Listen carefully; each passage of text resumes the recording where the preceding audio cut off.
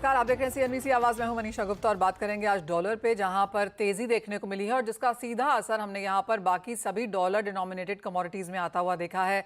सोने में यहां पर कुछ मुनाफा वसूली देखने को मिली है। ऑल टाइम हाईज छूने के बाद अब सोना यहां पर $2400 के आसपास कारोबार करता हुआ हमने यहां पर कुछ प्रॉफिट टेकिंग तो देखी है, साथ ही साथ जो डॉलर में तेजी है उसका भी असर यहां पर सोने के प्राइसेस में। अब यहां से क्या करना चाहिए बताएंगे आपको। साथ ही मॉनसून में यहां पर हमने अच्छी खासी इसे रफ्तार पकड़ता हुआ देखा है। जून का महीना जहां 11% डेफिसिट में था, जुलाई का महीना अब तक 7% इन द पॉजिटिव है, यानी कि सरप्लस में है। अगर पहली जून से अब तक का मॉनसून देखा जाए तो हम -1% पे है, यानी कि जो जून का डेफिसिट था वो काफी हद तक जुलाई यहां पर कवर करता हुआ नजर आया है और इसी का फायदा बुआई को भी मिला है, जो पिछले साल के मुकाबले अब 3% ज्यादा है। कैसे देखें इन नंबर्स को बताएंगे आपको। साथ ही बात करेंगे यहाँ पर मसालों की, जो एक कदम आगे और दो कदम पीछे हैं, तो कुछ मुनाफा वसूली यहाँ पर भी है और यहाँ पर क्या ट्रेंड्स हैं, इन सब पर बात करने के लिए हमारे साथ हैं बॉम्बे ज्वेलर्स एसोसिएशन के वीपी कुमार जैन, निर्मल बैंक कमोडिटीज के कुणाल शाह और ब्रेक के बाद हमारे साथ होंगे स्काईमेट के मेट्रोलॉजी एंड क्लाइमेट चेंज के प्रेसिडेंट जीपी शर्मा और India chamber of food and agriculture के चेयरमैन डॉक्टर एमजे खान। तो बात पहले यहाँ पर सोने से शुरुआत कर लेते हैं और कुणाल, कैसे देखते हैं आप चार्ट्स को, क्योंकि अच्छी खासी वॉलेटिलिटी अब यहाँ पर बनते हुए नजर आई है। 2480 के आसपास के लेवल्स होने के बाद हमने वो 50, 60, $70 की जो गिरावट यहाँ पर उन प्राइसेस के बाद देखी। ऑन चार्ट्स ये क्या दर्शाता है? आई थिंक प्राइजेस अच्छी तेजी के बाद कंसोलिडेट करके करेक्ट हुए हैं और उसका one of the major reason है डॉलर स्ट्रांग हुआ है। रेट कट डिले होगा। ट्रम्प साहब ने कहा था कि हमारे प्रेसिडेंट बनने के बाद ही रेट कट करना चाहिए। तो ये सब चीजें थोड़ी बहुत वे करती है। फिजिकल डिमांड सबड्यूड है, ईटीएफ डिमांड सबड्यूड है। सो ये सब रीजन से गोल्ड नीचे आया है। मुझे कोई ज्यादा मंदी नजर नहीं आ रही है। Tomorrow big day for gold also. Budget में ड्यूटी कट की एक्सपेक्टेशन बिल्ट हुई है। एमसीएक्स पे गोल्ड ऑलरेडी डिस्काउंट में चल रहा है। आई थिंक एमसीएक्स गोल्ड के प्राइजेस ने ऑलरेडी 2% ड्यूटी कट को फैक्टर इन कर दिया है, क्योंकि जब इंटरनेशनल में गोल्ड बढ़ा था उसकी कंपैरिजन में गोल्ड एमसीएक्स पे बहुत कम बढ़ा था। सो मेरा मानना ऐसा है 72, 700, 800 के आसपास गोल्ड में लॉन्ग पोजीशन इनिशिएट करनी चाहिए। ऊपर में 73, 700, 800 के लेवल आपको देखने मिल सकते हैं और 72, 450 का स्टॉप लॉस रखना चाहिए। साथ ही साथ कुणाल, चांदी में यहाँ पर क्या करने की राय है, क्योंकि यहाँ पर मुनाफा वसूली इवन ज्यादा हुई है, क्योंकि 30 के नीचे के लेवल्स अब यहाँ पर बनते हुए नजर आए हैं। क्या यहाँ पर बजट से कोई एक्सपेक्टेशन है और यहाँ पर आगे जाकर प्राइस ट्रेंड्स क्या रह सकते हैं? सेम गोल्ड और सिल्वर दोनों में अगर ड्यूटी कट नहीं होती है तो बजट के बाद एक स्पाइक आ सकती है। दोनों में सिल्वर भी 1500 रुपीज बढ़ सकता है। और फिलहाल चाइना में कमजोरी होने के कारण मेटल मार्केट में ओवरऑल सिल्वर में भी आप सेलिंग देख रहे हैं। Silver is taking a clue from metals rather then in gold और इंडस्ट्रियल डिमांड वीक रहेगी। चाइना कोई स्टिमुलस नहीं दिया। 5 इयर्स प्लानिंग का जो उनका मीटिंग था उसमें भी कोई मेजर्स नहीं आए। आज 10 बेसिस पॉइंट से रेट कट किए, that is not enough. So something is expected out of China. कुछ ना कुछ इनको करना पड़ेगा स्लो डाउन को टैकल करने के लिए। कोई पैकेज लेके आएंगे। They have ample of foreign exchange reserve, they can afford to come up with the package.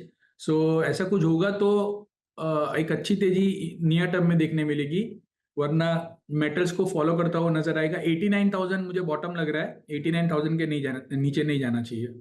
Right, तो सोना और चांदी दोनों ही अपने करंट सपोर्ट लेवल्स के आसपास हैं। ऑफ कोर्स कल का दिन काफ़ी इंपॉर्टेंट रहेगा देखने के लिए कि बजट सोने और चांदी के लिए क्या लेके आता है। अदरवाइज इमीडिएट रिएक्शन हम यहाँ पर इंडियन मार्केट्स में प्राइसेस के तौर पे आता हुआ देखेंगे। हमारे साथ अब कुमार जैन जी भी जुड़ चुके हैं। कुमार जैन जी नमस्कार। और भारतीय बाजारों में एक तरफ तो अंतर्राष्ट्रीय बाजारों में क्या हो रहा है उस पर नजर है, और दूसरी तरफ जिस तरह से सोना प्लैटिनम के नाम पर भारत में आ रहा है उस पर भी माना जा रहा है कि कोई डिसीजन बहुत जल्दी यहाँ पर सरकार की तरफ से बनता हुआ नजर आ सकता है।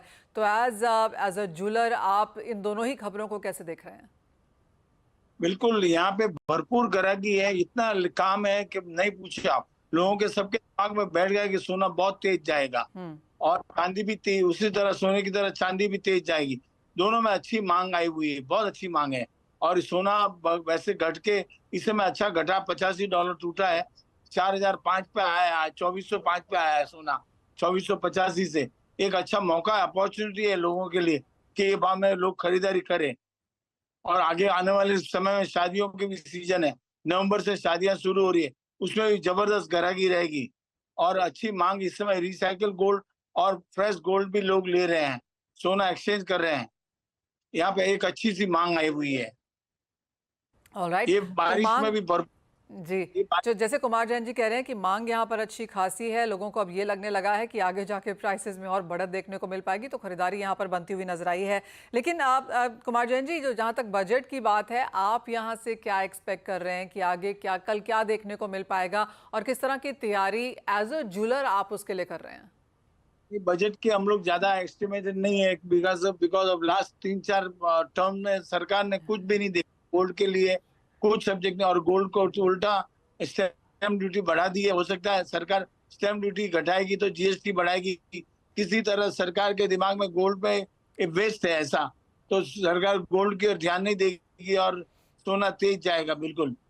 आने वाले कोई भी कारण, चाइना भी बाय कर रहा है, सेंट्रल बैंकें बाय कर रही है, यहाँ पे रिटेल में अच्छी बाइंग है, जबरदस्त बाइंग है रिटेल में। आप विचार नहीं, मैंने एक वीडियो भेजा है आपको, मैडम को भेजा है, फातिमा को, वो आप इतनी फुल रश है कि पीक टाइम में जबरदस्त सीजन होती है। इस समय ऐसा लग रहा है कि दिवाली आई हुई है और फुल ग्राहकी है। ये तो अच्छी बात है। कुमार जैन जी, एक फाइनल चीज़ यहाँ पर, और जिस तरह से बाजार में बात हो रही है कि डिस्काउंट पे यहाँ पर एमसीएक्स में सोना चल रहा है, जैसे कुणाल अभी हमें बता रहे थे, क्या फिजिकल मार्केट्स में भी गोल्ड एट अ डिस्काउंट है किसी भी तौर से? नहीं, डिस्काउंट नहीं है यहाँ पे, फुल जो भाव मार्केट में रहता है उसी भाव से हम बेच देते हैं। Okay. और कस्टमर आते हैं, बायर गोल्ड भी ले रहे हैं और 10 ग्राम 20 ग्राम भी ले रहे हैं और ऑर्नामेंट्स भी ले रहे हैं। यहाँ पे हर तरह की खरीदी इस समय हो रही है, तो मालूम पड़ता है कि भाई वाकई फुल सीजन आया हुआ है, इस समय कुछ मिस नहीं करना है। एक अच्छा मौका है खरीदी का, एक बहुत अच्छा मौका मिला है। ऐसे बारिश में भरपूर बारिश इस बार हो गई है यहाँ। जहाँ तक सवाल है, अपना एग्रीकल्चर अच्छी होगी, उससे अच्छी मांग आएगी रूरल एरिया में, और अच्छी मांग चलेगी, डिमांड यहाँ लोकल भी ग्राहकी है और रूरल एरिया की भी ग्राहकी चलेगी। एक अच्छी हम तेजी देख रहे हैं सोने में। ऑलराइट, तो अच्छी खासी ग्राहकी यहाँ पर देखने को मिली है। Of course all time highs के बाद सोने में कुछ मुनाफा वसूली देखने को मिली है, भाव थोड़े से कम है, तो खरीदारों की यहाँ पर हमने एक लाइन बनते हुए देखी है, जैसे कुमार जैन जी हमें बता रहे हैं। कुमार जैन जी, बहुत शुक्रिया साथ जोड़ने के लिए। तो क्लियरली बजट पर एक नज़र है, बहुत ज़्यादा एक्सपेक्टेशंस हाई यहाँ पर नहीं है, क्योंकि पिछले 3 बजट्स में यहाँ पर गोल्ड सिल्वर इंडस्ट्री के लिए कुछ बहुत खास निकल के नहीं आया, तो क्लियरली अपनी एक्सपेक्टेशंस यहाँ पर लो रखते हुए। कुणाल, ये तो बात हुई सोने चांदी की, लेकिन जहाँ तक मेटल्स की बात है, और जिस तरह से हमने चाइना की तरफ से आज रेट्स में अच्छा खासा एक्टिवली उनको आते हुए देखा, चाहे वो 7 डे रेपो रेट था, 5 ईयर 1 ईयर, सभी जगह का कटौती आते हुए देखी है, क्या उसका कोई भी इम्पैक्ट अब तक मेटल्स पे देखने को मिला? आई थिंक द जो वीकनेस है चाइना में, स्पेशली रियल एस्टेट सेक्टर में, ये रेट कट से कुछ नहीं होने वाला है। 10 बेसिस पॉइंट से रेट कट करने से कोई spending, they need a structural reform और a big stimulus package which can support the real estate sector. 25% China की जो जीडीपी है वो रियल एस्टेट सेक्टर से आती है, और real estate sector is at the centre of the big problems in China. अगर वो सेक्टर रिवाइव नहीं होता है तो मेटल्स की डिमांड, अभी फिलहाल जो चाइना का मेटल मार्केट है उसमें कॉपर है जैसे for example, that is in a major surplus, क्योंकि ऑफटेक नहीं हो पा रहा है। जो हिसाब से इनका लोकल स्मेल्टर्स का प्रोडक्शन है, उनका खुद का ही प्रोडक्शन इतना ज्यादा है कि दे हैव, उनके एक्सपोर्ट डबल डंप किया जा रहा है कॉपर को बाहर। सो ये रीजन के कारण मेटल्स में कोई तेजी नहीं हो पा रही है। चाइना की ओर से कोई भी पैकेज आता है, मैं एक्सपेक्ट कर रहा हूं आज नहीं तो 15 दिन बाद या कभी भी एक बड़ा पैकेज चाइना से आना चाहिए in order to revive this sector. Otherwise China 4.5% से भी ग्रो नहीं हो सकता है आगे जाके। सो वेट फॉर दैट ट्रिगर, और जब ये ट्रिगर आता है तब मुझे लग रहा है कि सब मैटर। तो डाउनसाइड यहाँ से बहुत लिमिटेड है। कॉपर भी मुझे 800 रुपए के नीचे नहीं लग रहा है, ऑलरेडी 814 का रेट चल रहा है। जिंक भी मुझे 240-45 के नीचे नहीं लग रहा है। एल्यूमिनियम मुझे 210 के नीचे नहीं लग रहा है। So we are near some, not exactly, but we are very nearing to the cost curves of lot of these metals, और आगे जाके some of the other things can take place from China, और वो expectation पे आप धीरे धीरे long position निचले स्तरों पे अक्यूमुलेट कर सकते हो। ऑल राइट, तो चाइना से और भी यहाँ पर उम्मीदें हैं, और जैसे कहा गया कि जो 10-20 बेसिस पॉइंट हमने चाइना में कटता हुआ देखा है, उसका कोई बहुत बड़ा इंपैक्ट हमने प्राइसेस में आता हुआ नहीं देखा। बहुत ही सपाट कारोबार यहाँ पर मेटल्स पे है, तो कोई जब तक बिग बैंग रिफॉर्म्स या स्ट्रक्चरल चेंजेस यहाँ पर नहीं आते, तब तक शायद ही मेटल्स को कोई बहुत तेजी देखने को मिले। इसी के साथ एक ब्रेक का समय है, जब लौटेंगे तो बात यहाँ पर करेंगे मॉनसून की, सोइंग नंबर्स की और ऑफकोर्स एग्रीकल्चर प्राइसेस की। देश में 21 जुलाई तक मानसून सामान्य से 1% कम रहा है, और अगर फोरकास्ट देखें तो 27 जुलाई तक राज्यों में भारी बारिश का अलर्ट यहां पर किया गया है। हमारे साथ स्काईमेट के मेट्रोलॉजी के एंड क्लाइमेट चेंज के प्रेसिडेंट जीपी शर्मा है। मिस्टर शर्मा नमस्कार। जुलाई अभी तक 7% सरप्लस है, सो जो पिछले महीने का डेफिसिट था वो काफ़ी हद तक हमने यहाँ पर कंप्लीट होता हुआ देखा है। आपने इसका मेंशन भी किया था। अब जो बाकी का जुलाई है और एंट्री इनटू अगस्त है, क्या सेंस बनती हुई नजर आ रही है? धन्यवाद मनीषा। वर्षा अच्छी हुई है अभी तक। जुलाई में बहुत अच्छी बरसात है। आपने एक बार पूछा भी था, तो मैंने कहा था शायद 3% ज्यादा होनी चाहिए सामान्य से जुलाई में। हालांकि फोकस में हमने 5% दिया हुआ है, तो उसके आसपास ही होनी चाहिए। अच्छी वर्षा हुई है। हालांकि कोई देश के कुछ भागों में क्योंकि बहुत भारी वर्षा हुई है, और विशेषकर ये कोंकण तट को लेके और कोस्टल कर्नाटका या गुजरात को लेके पिछले एक सप्ताह की बात करें तो नॉर्मल वर्षा 67 मिलीमीटर है, एक्चुअली 69 मिलीमीटर हुई है, 67 एंड 69। पर क्योंकि कुछ भागों में बहुत ज्यादा वर्षा हुई है, इसलिए ऐसा लग रहा है कि मानसून बहुत ही ज्यादा सक्रिय है। हालांकि देश के काफी भाग ऐसे भी है, हम हमेशा आंकड़ों पे ज्यादा जोर देते हैं। की बात है कि 1% कम है, 7.4 जो है प्रतिशत जुलाई में ज्यादा हुई है। लेकिन जो देश के पूर्वी भाग, अभी भी आज के दिन में देखिए झारखंड 50% कम है, वेस्ट बंगाल अभी भी 45% कम है, बिहार की बात करें 30%, पंजाब हरियाणा दिल्ली की बात करें इतनी ही कमी इस साइड में है। तो अनइवन डिस्ट्रीब्यूशन है।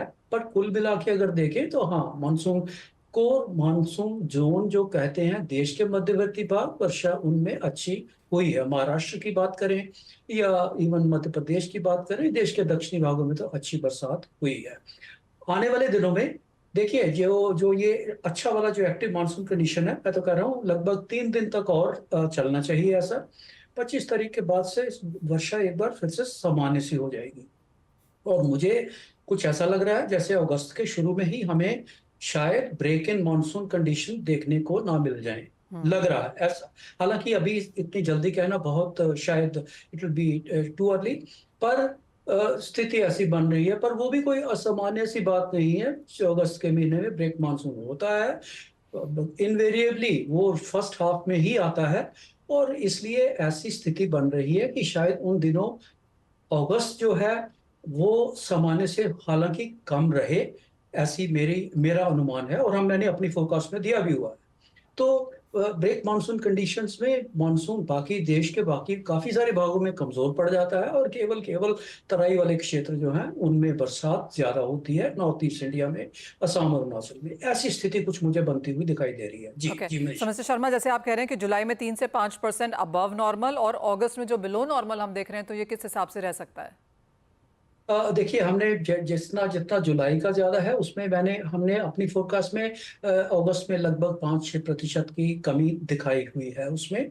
और अगस्त देखिए, जुलाई का रेनफॉल वैसे भी क्योंकि रेनियस मंथ है, 285 मिलीमीटर बारिश वो बहुत है। अभी भी आज के दिन की बात करें तो अगले बचे हुए 9 दिनों में हमें 100 मिलीमीटर वर्षा चाहिए जुलाई में नॉर्मल कैचअप करने के लिए, जो कि बहुत बड़ा आंकड़ा है, कम नहीं है। इसलिए जैसे आने वाले दिनों में 25 तारीख के बाद से अगर वर्षा कम होगी तो रोज के दिन 9-10 मिलीमीटर बारिश होना मेरे ख्याल में संभव नहीं हो पाएगा, कुछ कमी जरूर आएगी उस वक्त। और अगस्त का महीना जुलाई से थोड़ा कम जरूर रहता है, लेकिन फिर भी कोर मानसून मंथ जुलाई और अगस्त ही है। और अगस्त में अगर ब्रेक मानसून के चलते कुछ कमी आ जाएगी 5% तक की, तो वो भी एक सामान्य सी बात रहेगी। जी, फेयर पॉइंट दैट।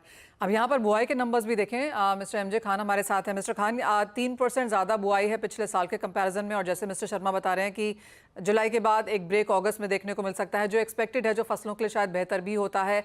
आप कैसे देख रहे हैं ओवरऑल नंबर्स?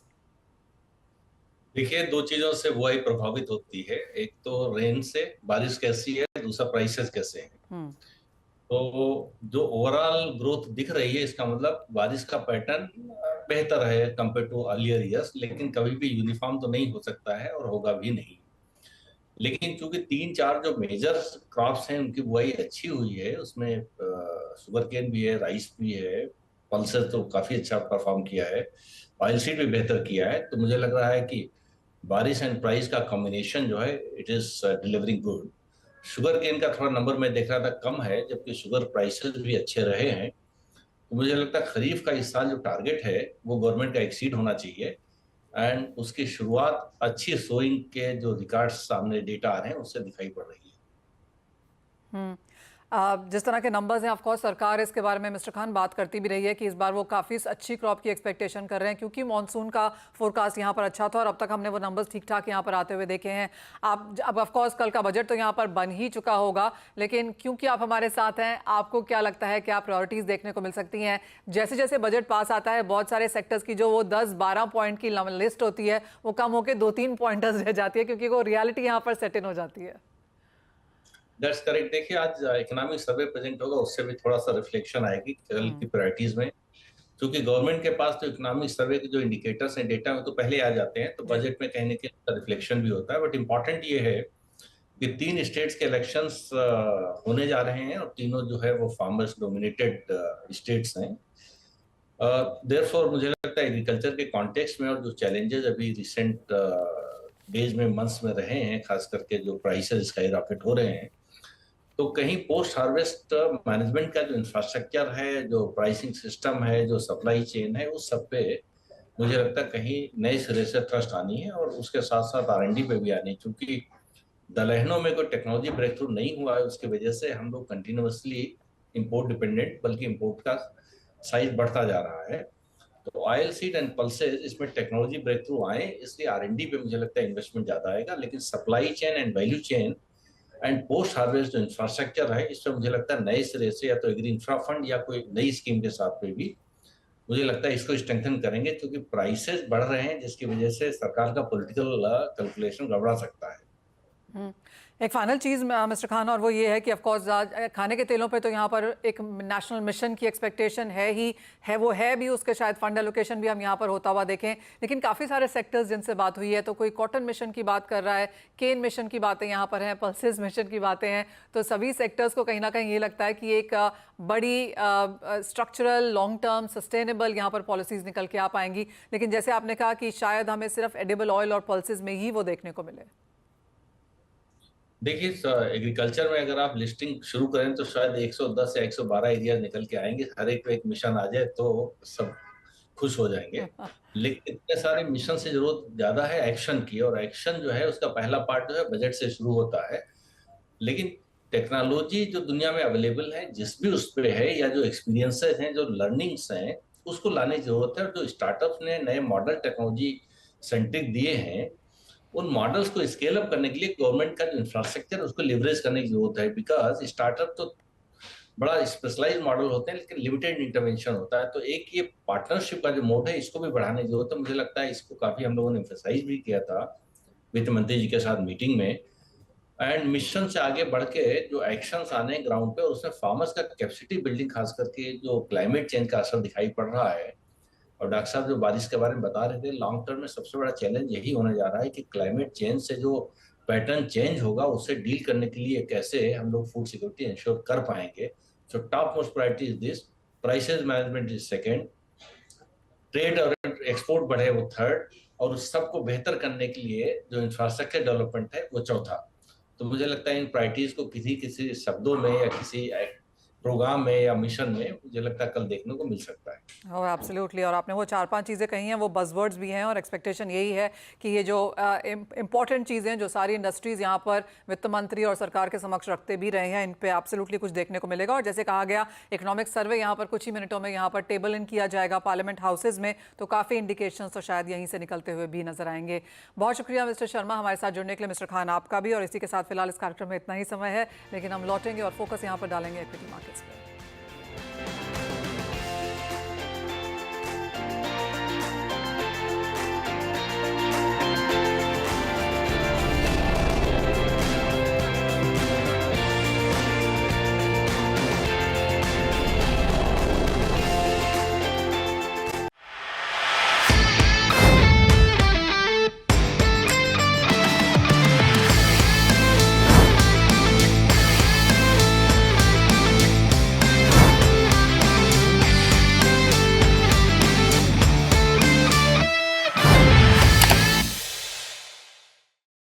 बता दें कि मनी कंट्रोल पर दिए गए विचार एक्सपर्ट्स के अपने निजी विचार होते हैं। वेबसाइट या मैनेजमेंट इसके लिए उत्तरदायी नहीं है। यूजर्स को मनी कंट्रोल की सलाह है कि कोई भी निवेश निर्णय लेने से पहले सर्टिफाइड एक्सपर्ट की सलाह लें।